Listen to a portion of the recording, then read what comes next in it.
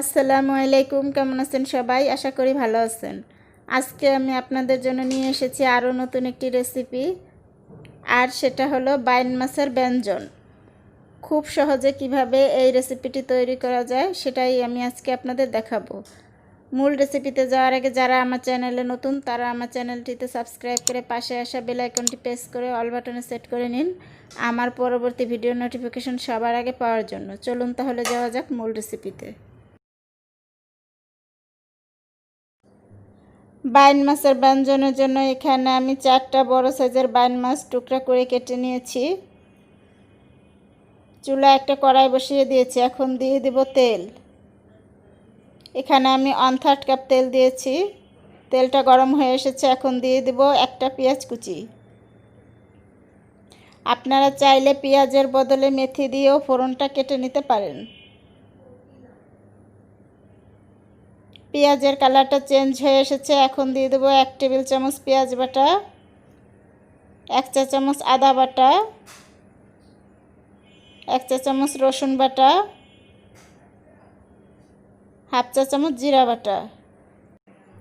এখন এই সবগুলো উপকরণ খুব ভালোভাবে কষিয়ে নিব। কষিয়ে নেওয়া হয়ে গেছে।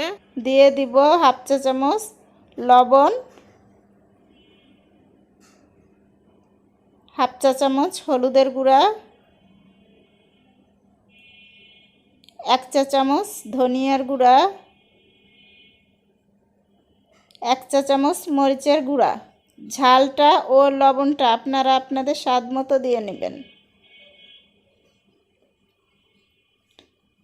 এখন এই সবগুলো মশলা আবার খুব ভালোভাবে একটু কষিয়ে নেব।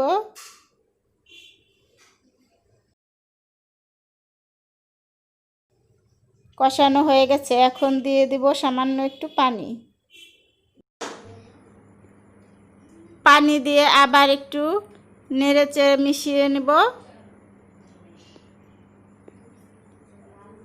একটা ঢাকনা দিয়ে ঢেকে দেব 2 মিনিটের জন্য। ফিরে আসছি 2 মিনিট পরে।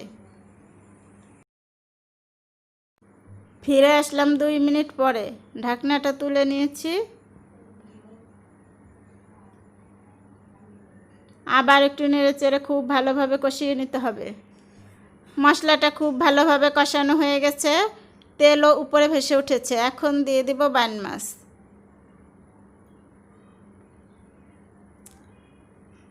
সবগুলো বাইন মাছ দেওয়া হয়ে গেছে। এখন খুব ভালোভাবে নেড়েচেড়ে মশলার সাথে মিশিয়ে নিব।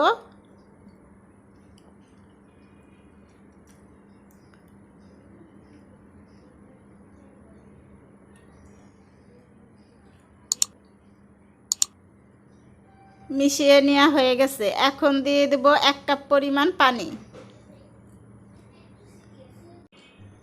পানি দিয়ে আবার একটু নেড়েচেড়ে মিশিয়ে নিব। এখন ঢাকনা দিয়ে ঢেকে দিব 10 মিনিটের জন্য। ফিরে আসছি 10 মিনিট পরে।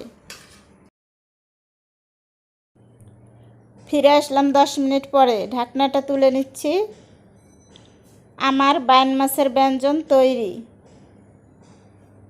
খুব সুন্দর একটা কালার এসেছে এবং সেই সাথে তৈরি হয়ে গেছে বাইন মাছের ব্যঞ্জন। ফিরে আসছি পরিবেশনের পরে। ফিরে আসলাম পরিবেশনের পরে। আমার বাইন মাছের ব্যঞ্জন পরিবেশন করা হয়ে গেছে। আমার এই রেসিপিটি যদি আপনাদের সামান্য একটু হলেও ভালো লেগে থাকে তাহলে অবশ্যই আমার ভিডিওতে একটি লাইক দিবেন, কমেন্ট করে জানাবেন আপনাদের মূল্যবান মতামত। শেয়ার করতে ভুলবেন না। আমার চ্যানেলটি সাবস্ক্রাইব করে পাশে থাকা বেল আইকনটি প্রেস করে অল বাটনে সেট করে নিন আমার পরবর্তী ভিডিওর নোটিফিকেশন সবার আগে পাওয়ার জন্য।